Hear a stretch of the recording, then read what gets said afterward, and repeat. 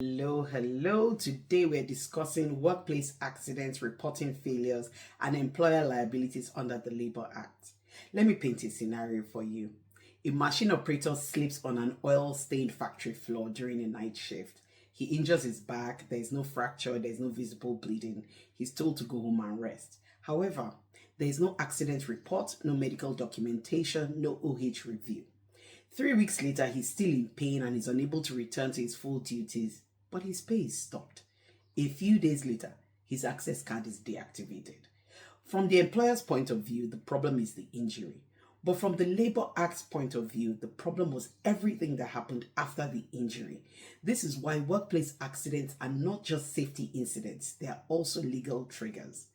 Under the Nigerian Labour Act, when sickness or injury arises out of employment, Section 17 is very clear. Wages must not be deducted for the first 12 working days of absence, while Section 16 further provides entitlement to sick leave.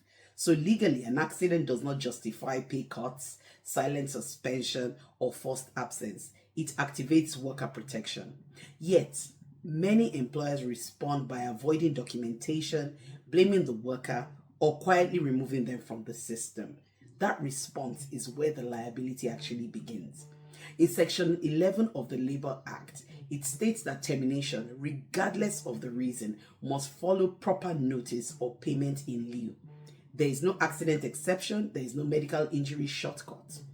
From an OH perspective, however, every workplace accident is both a medical event and an evidence-generating event. It requires assessment, documentation, and a fitness for work decision, so the worker needs to be reassessed.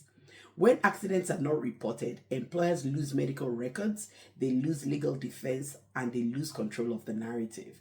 This is how minor injuries can become major disputes. The Labour Act defines a worker very broadly, so it's not just your permanent staff, it is contract workers and also those that we call casual workers. They are all covered by these laws. You cannot change the job title after the incident so that you can escape responsibility. In real OH practice, you find that accidents rarely stand alone. They usually expose fatigue, unsafe systems of work, poor training, or missing controls. How an employer responds after this accident often reveals more than the risk. It reveals things that are missing in the system.